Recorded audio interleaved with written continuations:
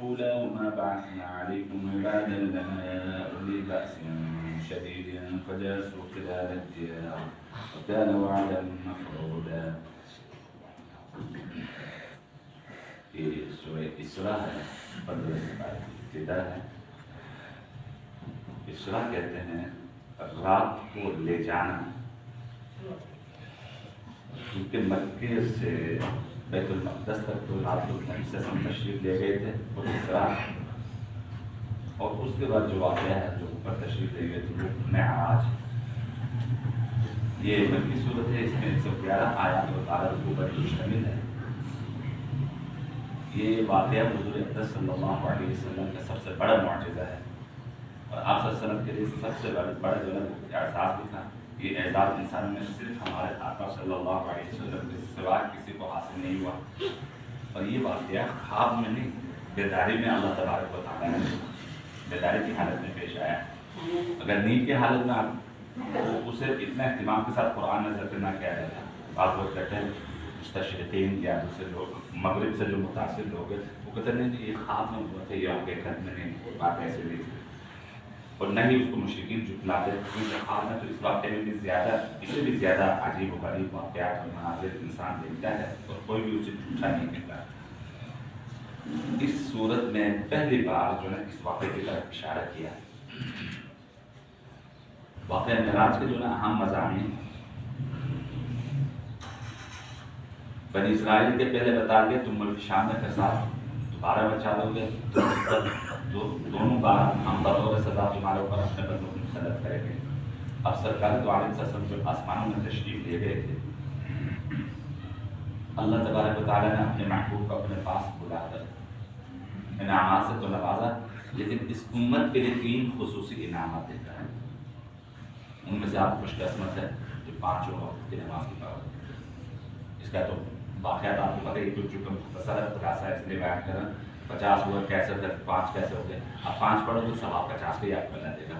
یہ اللہ کی طرف سے گفٹ ہے، اور ہر مومن کے حدیث شریف کے اندر روایت ہے الصلاۃ معراج المؤمن، نماز جو ہے مومن کی معراج۔ اس کی وجہ کیا ہے؟ آپ روایت میں ہے ترمذی شریف کے اندر آدمی سجدے میں سر رکھتا ہے، در حقیقت وہ رحمان کے قدموں میں جو ہے سجدہ کر رہا ہے، اور رحمان کی تجلی کہاں پر ہے؟ عرش پر۔ تو آپ کی زمین جو ہے پیشانی کہاں ہے؟ عرش پر۔ تو روزانہ آپ 5 ٹائم کا اللہ کے جو ہے کیا کرتے ہو؟ معراج کرتے ہو، آسمان میں جاتے ہو۔ یہ خوش قسمت ہے جن کو نمازوں کی توفیق ہوتی ہے۔ یہ ہر نماز کے بعد ہم جو سلام کرنے کے بعد اللہ اکبر کے بعد 3 دفعہ استغفار کہتے ہیں، جو حق تھا نماز کا وہ ہم نے ادا نہیں کر سکے، یا اللہ ہمیں معاف کر۔ یہ نہیں کہ ہم نے غلط کام کیا، اور اس لیے جب نماز پڑھو نا تو اس کے بعد میرے محترم دوستوں بھائیوں کو گزارش ہے کہ الحمدللہ والشکر للہ، الحمدللہ والشکر للہ، الحمدللہ، جتنے اللہ کے شکر کرو گے، کیونکہ کتنے لوگوں میں سے اللہ نے مجھے اور آپ خاص کر کے جناب میں گھر بلا دیا۔ یہ گھر کس کا ہے؟ اللہ۔ تو اللہ کن کو بلاتا ہے؟ آپ بھی کس کو بلائیں گے اپنے گھر میں؟ ظفر بھائی کس کو بلائیں گے؟ جس سے پیار، ٹھیک ہے، لیکن مولوی سے کوئی پیار نہیں کرتا ہے۔ میرے 23 سال ہو گئے، کسی نے مجھے اخلاق سے کہا اپنے گھر نہیں بلایا، میں خود اگر 1 منٹ تک پہنچے ہوئے کہا غلط تو نہیں کر رہا۔ اس کے بعد بنی اسرائیل کے جو نبی صلی اللہ علیہ وسلم، اس کے بعد سورہ بقرہ کے آخری آیات ہے، اس کے بعد تمام مومنین کے لیے خوشخبری ہے جتنے مرضی گناہ گار ہو، اگر اس نے شرک نہیں کیا، اس صورت سے اللہ نے گفٹ دے دے کہ میں اس بندے کو آخر کار معافی کروں گا، جنت میں لے جاؤں۔ اس لیے شرک سے بچنا ہے۔ شرک کیا ہے؟ نبی صلی اللہ علیہ وسلم نے اس کو بیان کیا ہے، 7 زمین نیچے اور اندھیری رات ہو اور پہاڑ جو ہے خالی ہو، پھر اس کے اوپر جو ہے ایک چونٹی ہو، اس کے جو ٹانگ ہے، پاؤں کے جو وہ نظر آ رہی ہے۔ تو شرک اس طرح خفیہ ہوتا ہے، بعض چیزیں ایسی ہوتی ہیں کہ جس میں وہ شرک کے شیبہ ہوتا ہے۔ اس لیے درخواست کرتے ہیں، گزارش کرتے ہیں کہ جس میں تھوڑی بھی شرک کی وہ ہو جائے اسے بچنے کی کوشش کریں۔ یہ نہیں کوئی بھائی وہ شرک کرے تو میں فلاں کو نہیں مانتا، فلاں کو نہیں مانتا، نہیں، وہ ولی ہے، وہ ولی ہے، لیکن غلطی کس کی ہے؟ اس کو تو ولی کے کوئی قصور نہیں اس میں۔ اگر آپ کتاب دیکھیں گے نا، حضرت علی حجویری رحمہ اللہ جس کو داتا صاحب ہم کہتے ہیں، ان کے کشف المحجوب اٹھا لیں، اب تو اردو ترجمہ آ کے پڑھو اس کو، اردو ترجمہ۔ وہ پہلے مولوی تمہیں کہتے تھا قرآن کا ترجمہ، میں کہتا ہوں پڑھو بھائی، کوئی نہیں سمجھ نہیں آیا تو علماء سے پوچھو، کچھ مشتبہات بھی ہے تو وہ آپ نے سمجھ کے نہیں، وہ جو نا علماء سے پوچھو جو اہل حق ہے، ان کی تمام کتاب شروع سے لے کر آخر تک صرف توحید کہ حضرت علی حجوری رحمہ اللہ تعالیٰ کی تعلیمات توحید کے خلاف غلطی ہماری سمجھ آتی ہے. تو اس لیے میرے محترم دوستو آپ جو قرآن کا ترجمہ پڑھو، جو آپ کو پسند ہے پڑھو.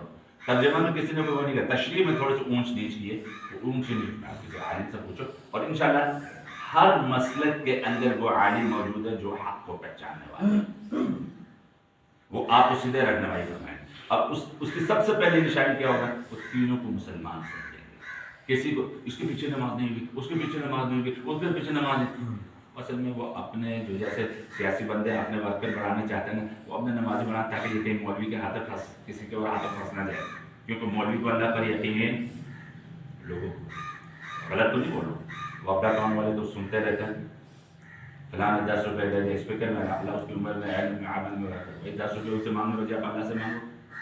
لوگوں سے مانگنے والے اپنے اوپر جو ہے فاقے کے دروازے کھول رہے ہیں، اس لیے اللہ سے مانگنا ہے. اور رات کو جو ہے اٹھ کر جو ہے ہم جو ہے، اس لیے میرے محترم دوستو امت میں جوڑنے والے تینوں مسلکوں میں، لیکن ان کو تلاش کرنا آپ کی ذمہ داری ہے. ڈاکٹر بہتر سے بہتر ڈاکٹر تلاش کرتا تو عالم کی تلاش کرتا. ایمان بچانا فرض ہے، جیسا آپ نے جو ہے وہ بچانا صحت جو ہے ٹھیک کرنا یہ آپ کو کرنا لازم ہے، اسی طرح ایمان کو بچانا بھی. تو بہرحال پھر اس کے بعد یہودیوں کا اللہ تبارک و تعالیٰ نے بتا دیا کہ ان لوگوں نے انبیاء علیہ السلام کو قتل کیا. پھر اللہ تبارک و تعالیٰ نے ان کو پر جو نا سزا کے طور پر ان کو پر جو نا ظالم بادشاہ مسلط کیا، 2 دفعہ مسلط کیا. اب تیسری دفعہ اس کی انتظار ہے انشاءاللہ. یہ پوری دنیا کے اندر فساد مچانے میں یہودی زیادہ شامل ہے، لیکن یہ بھی نہیں ہے کہ آپ کے پاکستان میں چاہتے ہیں ٹھیک ہے وہ کرتے ہیں، لیکن کبھی یہودی نے آپ کو نہیں کہا کہ مرچوں کی جگہ انڈے پیس کے دے دو، کبھی آپ کو نہیں کہا ناپتول کم کرو، کبھی آپ کو یہ نہیں کہا کہ بھائی جو دھوکہ دہی کرو، کبھی یہ نہیں کہا کہ قسمیں کھا کھا کر چیزیں بیچو.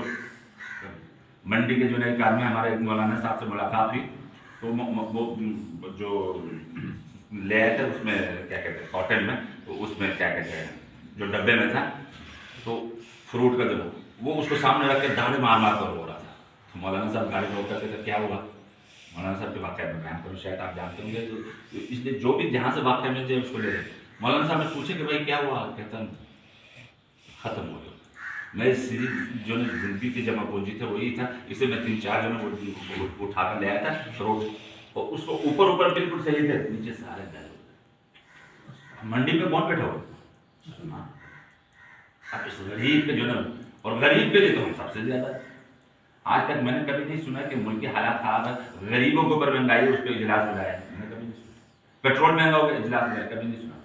بس اپنی حکومت بچانے کے لیے بار بار ہم اجلاس بلائے. اس لیے میرے محترم دوستوں بھائی، دوسروں کے لیے جینے والوں کے ساتھ اللہ کی مدد شامل ہے.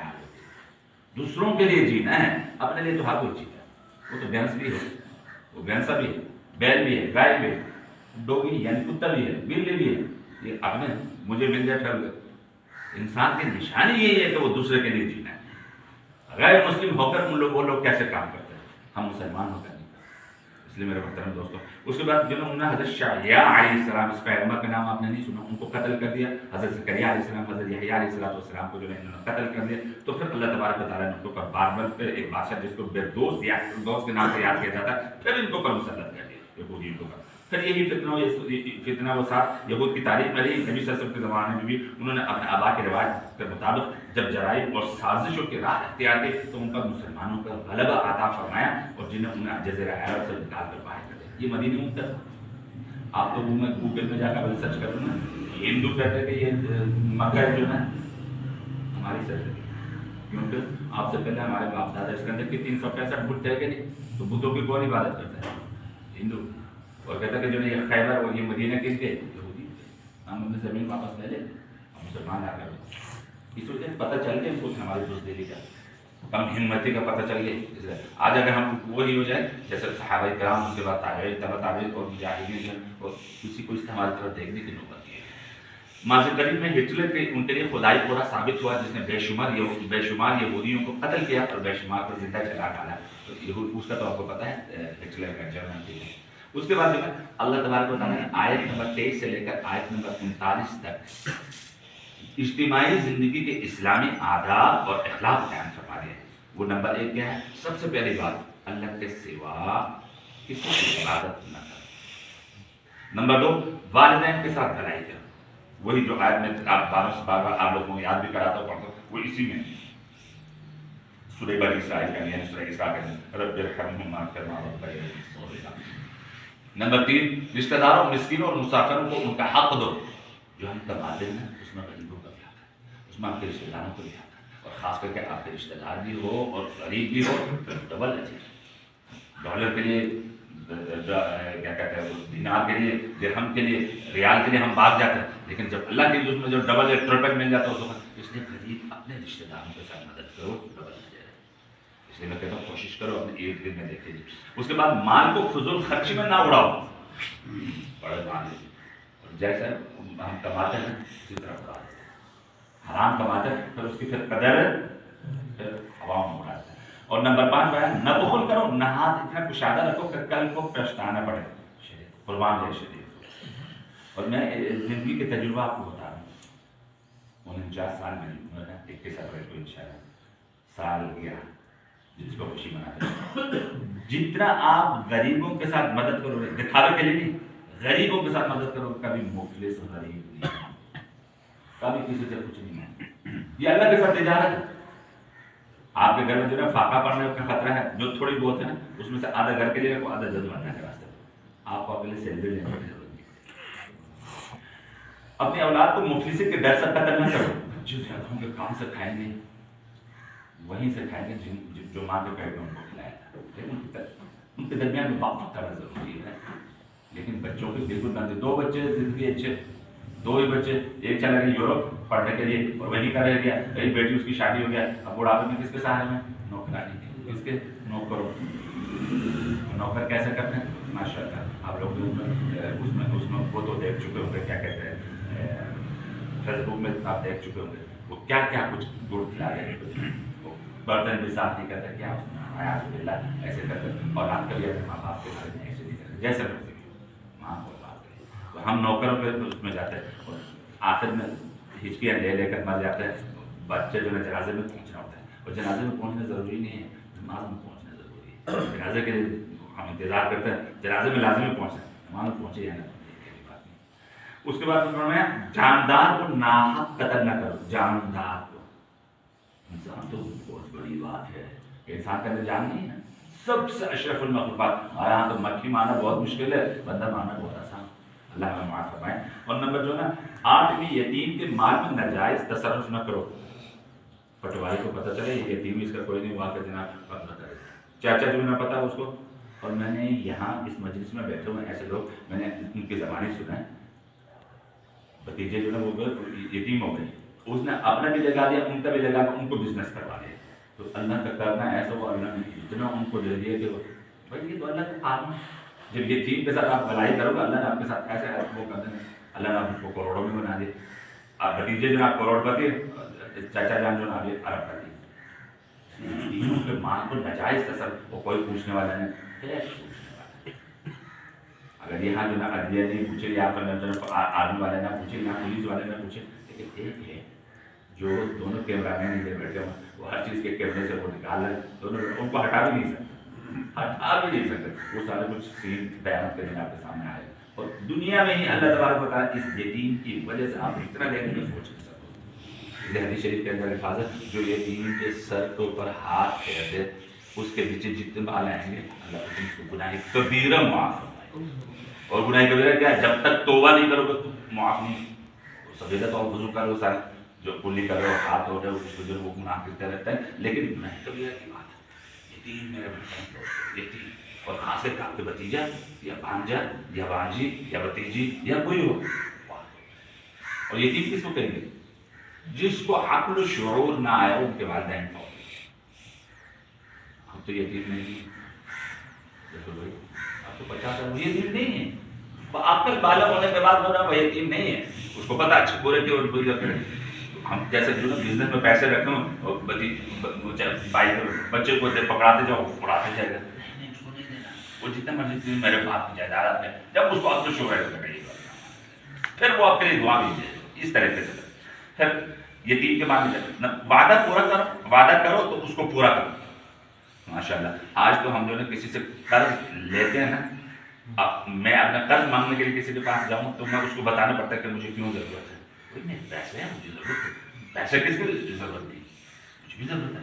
اب قرض خواہ جو ہے جب قرض لینے کے لیے جا کے حاجی صاحب وہ کیا کہتے ہیں کہ بھائی مجھے یہ ضرورت ہے، ہم لے کر جو ہے بھول جاتے ہیں. حدیث شریف کے اندر الفاظ ہے، نبی صلی اللہ علیہ وسلم نے فرمایا جو آدمی قرض لینے کے بعد فکر مند ہو کہ یہ قرض میں نے واپس کرنا، اللہ فرماتا ہے کہ میں اس آدمی کے ساتھ مدد میں شامل حاضر. اور آج ہم قرض لیتے ہیں واپس کی نیت ہی نہیں کرتے، پس تو وعدہ کرو تو اسے پورا کرو، نہ تو پورا کرو. میں نہیں بولوں گا، آپ کو بتائیں کل پرسوں جو ہے وہ جو الیکٹرک وہ ہے نا، اس میں یہ جو کیلو کا جو ہے وہ ہے نا بھائی جان، کیا کہتے ہیں اس کو، پاٹ، ہاں یہ اس کو پتہ تھا. اب یقین کرو بھائی جان کتنے گرام ہو وہ کم ہے. ترازو میں پھر ڈنڈی مارنا، پھر اس کے بعد جو ہے ماشاء اللہ ہمارے دکانداروں کا ڈنڈی ماروں کی یا تیسرے چوتھوں کو، وہ تو آپ کو پتہ ہے. ہاں الیکٹرانک میں جو ہے وہ رکھیں نا، وہ اس کو ویٹ میں دیکھیے نا الیکٹرانک کے اوپر، وہ تقریباً 15-16 25 گرام جو ہے وہ کم. نمبر 11 جس چیز کے بارے میں تحقیق نہ ہو اس کے پیچھے نہ پڑو، اس کے پیچھے نہیں پڑنا ہے. اور نمبر 12 زمین پر اکڑ کر نہ چلو، اکڑو گے پھر منہ سے پل گرو گے. نمبر 13 دوبارہ کہہ گیا اللہ کے سوا اللہ کے ساتھ کسی اور کو جو ہے معبود نہ بناؤ. یہ 2 دفعہ ذکر کرنا ہے. اس کے بارے میں ان میں جو ہے مشرکین کے بارے میں بتا دیا، جیسے آج کل بیسیوں خواتین اس 23 سالوں کے اندر میرے پاس ہیں، مولانا صاحب میری بیٹی ہوئی تو مجھے طلاق ہو گئی، مولانا صاحب میری بیٹی ہوئی میں طلاق ہو گئی، مولانا صاحب 1 بیٹی 2 بیٹی تیسری بیٹی جب ہو گئی تو طلاق ہو گئی، تم بیٹے ہی جان رہے. میں نے کہا اس کو قرآن کی آیت جو نا اب سورہ شورا نکال کر اس کے سامنے تو رکھو کہ اللہ تبارک و تعالیٰ کسی کو بیٹی کسی کو بیٹے کسی کو دونوں کسی کو بانجھ بنا دیتا ہے، قرآن کی آیت ہے. اب اس کو طلاق، اور یہ کیا ہے مشرکین کا طریقہ تھا، ہندوؤں کا طریقہ ہے. اور آج ہم بیٹی سے بات ماشاءاللہ. میں آپ کو اپنے استاد کی جو ہے بات نقل کرتا ہوں، بیٹوں سے بیٹیاں زیادہ محبت کرتی ہیں. بیٹے جب بڑے ہو جاتے ہیں وہ ان کے پاس کچھ آ جاتا ہے وہ نکل جاتے ہیں، بیٹیاں قبر تک آپ کے ساتھ اور اس کے بعد بھی. اور واقعی ایسے بیٹی باپ کے ساتھ ماں باپ کے ساتھ بہت زیادہ. اللہ جن کو بیٹیوں سے نوازا اللہ کا شکر کرو. نبی صلی اللہ علیہ وسلم نے فرمایا کہ جس کی 2 بیٹیاں ہوں ان کی صحیح تربیت کی، ان کی شادی کرا دی، میرے ساتھ قیامت کے دن ایسے کتنا خوش قسمت. مشرکین کے بارے میں بتایا گیا وہ اللہ کی طرف بیٹیوں کی نسبت کرتے تھے. جب بیٹی نا اس کی نسبت اللہ کی طرف اخروی زندگی کا انکار کرتے تھے، بڑے تعجب سے کہتے تھے کہ ہم مر کر بوسیدہ حالیہ اور چورا چورا ہو جائیں گے تو ہمیں نئے سرے سے پیدا کیا جائے گا. حضور صلی اللہ علیہ وسلم کے حصے مجذبات کا مطالبہ کرتے تھے. کبھی کہتے تھے ہم ایمان تب لائیں گے جب آپ صلی اللہ علیہ وسلم ہمارے لیے زمین سے چشمہ جاری کر دیں. کبھی کہتے ہیں کھجوروں اور انگوروں کا باغ لہا دے. کبھی کہتے تھے ہمارے اوپر آسمان کا ٹکڑا گرا دے یا اللہ اور فرشتوں کے ہمارے سامنے لے آؤ. کبھی کہتے ہیں تم اپنے لیے سونے کا گھر بنا کر دکھاؤ یا ہمارے سامنے آسمان پر چڑھ جاؤ وہاں سے کوئی تحریر لے کر آؤ. یہ میں نے کل بتا رہے تھے ایک معجزہ ہے، ایک کرامات ہے، ایک استدراج ہے. وہ ہے مسلم بھی استدراج کر سکتے ہیں. جیسا حضرت علی جوہری رحمہ اللہ کے بارے میں واقعی ہے، کسی بزرگ کے ہندو جو ہے لاہور میں اڑتا تھا، انہوں نے کہا جب جاؤ گے نا یہ جوتے مارو اس کو، اور جوتے مارو اس کے بعد دوبارہ بن نہیں سکتا. تو ان کو یہی بات میرے محترم دوستوں وہ استدراج ہے، اس کو نہیں دیکھنا. اصل چیز کیا ہے؟ توحید. اصل کیا ہے؟ آپ اگر قائم رہیں گے توحید کے اوپر، رسالت صلی اللہ علیہ وسلم کے اوپر اور قیامت کے دن اس کے اوپر، آپ اصل مسلمان. پھر اس کے بعد قرآن کی عظمت اور صداقت کے بارے میں بنا دیا. اس کے بعد موسیٰ علیہ السلام فرعون کا قصہ بنا دیا. پھر اس کے بعد سورہ کہف آ گئی. یہ سورہ کہف تھوڑی سی وہ ہے، کہف کے اندر بار کو میرے خیال میں اکثر دوست احباب کو یاد ہے. اور یہ سورت جو ہے اس کی فضیلت کے بارے میں متعدد احادیث مسلم امام محمد، امام مسلم، امام نسائی، حضرت ابو درداء رضی اللہ تعالیٰ عنہ سے روایت نقل کی ہے. جو شخص سورہ کہف کی آخری 10 آیات پڑھے گا وہ دجال کے فتنے سے محفوظ رہے گا. اہل علم کہتے ہیں کہ سنت یہ ہے جمعے کے دن یا رات میں سورہ کہف پڑھی جائے، کیونکہ نبی صلی اللہ علیہ وسلم نے فرمایا جو شخص جمعے کے دن سورہ کہف پڑھے گا اس کے لیے 2 جمعوں کے درمیان کو نور سے منور کر دیا جائے گا. اس میں اپنے پڑھے لکھے دوستوں سے گزارش کرتا ہوں، دن سے مطلب سورج غروب ہونے کے بعد، کل کے سورج غروب ہوتا ہے. آج سورج غروب ہو گئے تو جمعہ شروع، آج شام کو جمعہ، اور کل صبح جائے گا وہ جمعے کی شام نہیں ہوگی بلکہ ہفتے کی شام ہوگی. تو یہ 24 گھنٹے کے اندر رات کو پڑھے دن کو پڑھے سورہ کہف پڑھنا ہے. تو میں نے اکثر دوست احباب کا پوچھنا مولانا صاحب جمعے سے پہلے پڑھوں تو جمعے کے بعد، میرے پاس ٹائم نہیں تو میں آفس میں تو میں کیا اچھا صبح کی نماز پڑھ سکتے ہیں، سورج نکلنے سے پہلے پڑھ سکتے ہیں، یہ تو دین بتایا. تو یار خدا کے بندے ذرا اس کا مطلب جمعے کے دن کا مطلب جمعہ جب داخل ہو، مطلب آج جو نا جمعرات جمعہ داخل ہو اور جو ہفتے کے رات تک سورج غروب ہونے تو یعنی جمعرات کے سورج غروب ہونے سے لے کر ہفتے کے جمعے کے سورج غروب ہونے تک آپ 24 گھنٹوں میں جمع اس کو پڑھنے سے جو نا سورہ کاف کے اس دور کے جو آگے بتا دیں اس صورت کے آخری دور کے فتنوں سے خاص تعلق ہے، جس کا سب سے بڑا علم بردار دجال ہوگا. یہ صورت مسلمانوں کو دجال کے فتنے سے مقابلہ کے لیے تیار کرتی ہے. اس صورت میں جتنے اشارے واقعات مثالیں گزری ہیں وہ سب ایمان اور معادیت کی کشمکش کو بیان کرتی ہے. پہلا قصہ اصحاب کہف کا ہے. وہ چند صاحب ایمان نوجوان تھے جنہوں نے ایک دقیانوس نامی بادشاہ بت پرستی پر مجبور کرتا تھا، جو ہر ایسے شخص کو قتل کر دیتا تھا جو اس کی شرکی دعوت کو قبول نہیں کرتا. ان نوجوانوں کو ایک طرف مال و دولت کے اونچے عہدوں پر تقرر، معیار زندگی کی بلندی جیسی ترغیبات دی گئی، دوسری طرف ڈرایا دھمکایا گیا، جان سے مار دینے کی دھمکیاں دی گئی. ان نوجوانوں نے ایمان کی حفاظت کو ہر چیز پر مقدم جانا، اسے بچانے کی خاطر نکل کھڑے ہوئے. چلتے چلتے شہر سے بہت دور ایک پہاڑ کے غار تک پہنچ گئے. انہوں نے غار میں پناہ لینے کا ارادہ کیا. جب غار میں داخل ہو گئے تو اللہ نے ان کو گہری نیند سلا دیا اور وہ 309 سال تک سوتے رہے. جب نیند سے بیدار ہوئے تو کھانے کی فکر ہوئی. ان میں سے ایک کھانے خریدنے تو 309 سے مطلب یہ ہے قمری مہینے کا، رمضان، شوال، ذیقعدہ، اس میں، اور شمسی مہینے میں 300 سال. آپ جو نا 3 رمضان رکھیں گے تو ایک مہینہ آگے ہو جائے، ایک مہینہ پیچھے. آپ کو پتا ہے پچھلے سال جو ہے 10 پہلے آیا تھا، اگلی دفعہ 10 پہلے جو ہے اس طرح ہی ہوتا ہے. تو 3 صدیوں کے بعد حالات بدل چکے تھے. اہل شرک کی حکومت کب کی ختم ہو چکی تھی. اب موحد جو ہے بادشاہ جو ہے برسر اقتدار آئے تھے. ایمان کی خاطر گھر بار چھوڑنے والے یہ نوجوان ان کی نظر میں قومی ہیروز کے حیثیت اختیار کر گئے تھے. اس قصے سے یہ سبق حاصل ہوتا ہے کہ مومن کو ایمان کے سلسلے میں بڑا حساس ہونا چاہیے. اگر خدا نہ خاصہ معادیت اور ایمان دونوں میں سے کسی ایک کا انتخاب کا مرحلہ ہے تو بہار طور پر ایمان کی حفاظت ہی کو ہر مادی چیز پر ترجیح دینی چاہیے. اس لیے میرے محترم دوستوں، بھائیوں، بزرگوں، یہ جو نا وہ کیا کہتے ہیں، ایمان بچانا اصل ہے. ہم جان بچانے کے لیے سب کچھ کرتے ہیں، بہتر سے بہترین ڈاکٹر تلاش کرتے ہیں، لیکن ایمان بچانے کے لیے کسی عالم کے پاس جاتی ہے، آپ تلاش کرو اپنے ایمان بچانے کے لیے، اس کے لیے کوشش کرو. اور ہمیشہ میں گزارش کرتا ہوں، درخواست کرتا ہوں اور کرتا رہوں گا انشاءاللہ مرنے دم تک. آپ نے قرآن کا ترجمہ پڑھنا ہے. کچھ صورتیں ایسی جن کو آپ نے یاد کیا الحمدللہ، ان کا ترجمہ پڑھنا ہے. رٹا لگاؤ کوئی بات نہیں. آپ کو پتا قل کہہ دو اعوذ، میں پناہ مانگتا ہوں برب الناس، لوگوں کے پالنے والے تھے، مشکل کوئی نہیں. روزانہ ایک آیت ہے، ملک الناس، لوگوں کے بادشاہ، الہ الناس، لوگوں کے معبود. جب ترجمے کے ساتھ سورہ فاتحہ پڑھو گے تو ساری نمازوں کی ابتدا میں سے کرتے ہیں سورہ فاتحہ سے. آپ کو لذت آئے گی، مزہ آئے گا نماز پڑھتے ہو. پھر اس کے بعد آخری 10 سورتوں تو اکثر ہم وہی پڑھتے ہیں، قل اللہ کا اس دے دو، کیونکہ ہمیں تو بہت ہی جلدی قل اللہ ہی ہوتا ہے. جب جس دن ہم قرآن کو ترجمے سے سمجھیں گے تو انشاءاللہ ہمارے پاس کوئی پریشانی نہیں ہوگی. اس لیے میں محترم دوستوں دعا کروں کہ اللہ تبارک و تعالیٰ اس دور میں اللہ ہماری حفاظت فرمائے اور سب سے زیادہ قرآن کے ساتھ ٹچ ہونے کے اللہ میں توفیق نصیب فرمائے. جو قرآن کے ساتھ منسلک ہو اللہ تبارک و تعالیٰ کا بیڑا پار کرے. جو کچھ یاد کیا، 1 سورت 2 سورت 3 سورت 4 سورت 2 رکوع 3 رکوع 4 رکوع 1 سپارہ، جو یاد کیا اس کو بھولانا نہیں. اگر بھول گیا یہی صورت کھڑی ہوگی اللہ کے سامنے، اللہ نے اس نے مجھے یاد کیا پھر مجھے بھلا دیا، آج میں اس کو بھلا دیتا ہوں، اس کی سفارش قبول کریں گے اللہ کو جاننا.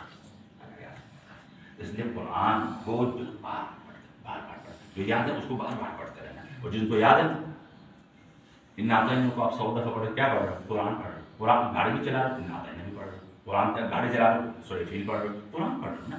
تو اس لیے اللہ ہمیں قرآن کے لیے قبول کرے، اس کو سمجھنے کی توفیق نصیب فرمائے. دعا فرمائے اللہ تبارک و تعالیٰ ہم سب کو ایک اور نیک اور